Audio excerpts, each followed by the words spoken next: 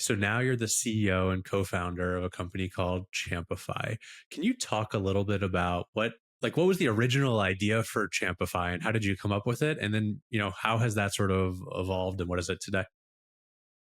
Original idea was essentially, I mentioned Amplitude kind of being really good at product marketing and positioning and thought leadership. And I think Heap never figured that out, especially not in the early days. There was a lot of zigging and zagging on exactly what market should we target, who's the end buyer, right? I think what we saw was two things. We started to see some of that outbound motion stalling out.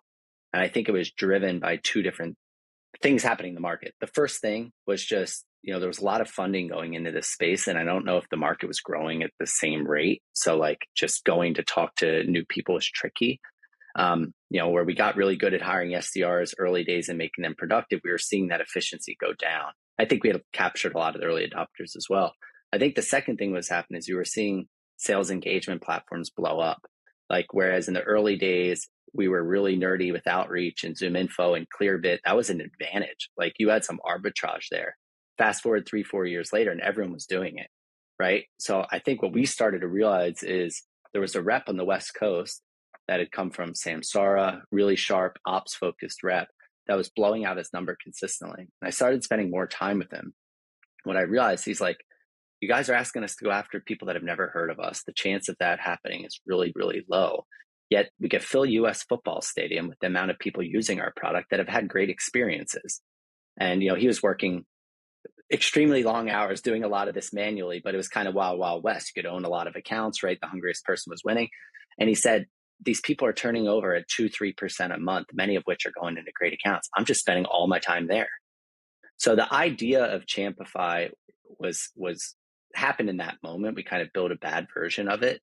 And then it became more clear into my head that we need to go after this when I went, and after Heap, I spent a year as an operator in residence. And basically what that would be, Alex, is let's say you're a nerdy engineer, never started a company. We just led you around. I would partner with you as me as the operator in residence, you as the founder. And I would literally have an email at your company and be your right-hand man. And what that meant is, for companies that are a little bit further along, that may be, hey, we're hiring our first rep or our first comp plan, but a lot of it was super early. How do we get design partners? How do we price our first deals? What is the value? Who do we go after? And when I started doing that with founders, I was like, wow, doing this in 2021 versus 2015 is dramatically different and dramatically harder.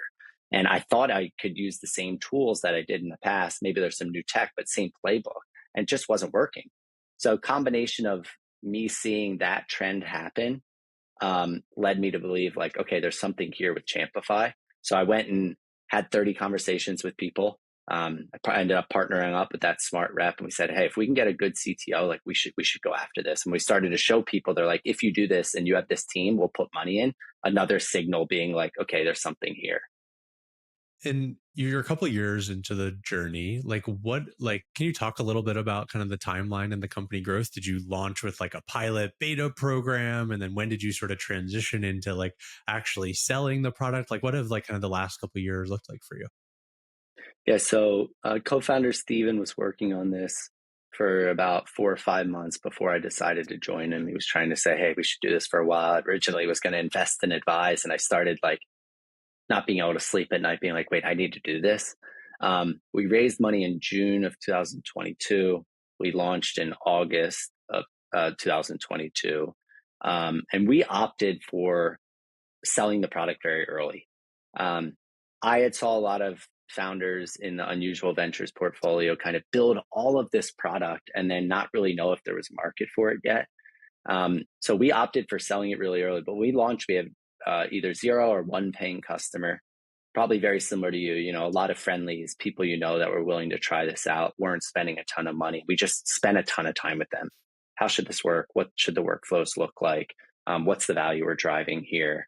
And then now you fast forward from that August launch to November 2023, and we have north of 55 customers. We have a sales team that's constantly getting into pipeline and closing deals at a repeatable clip, but it's hard. Like, I think the getting into pipeline early Heap days versus companies launching today is just a whole different ball game. And when you take away some of this kind of scaled, not that sophisticated outbound from the table, it's really hard to get into the level of deals you need to early on.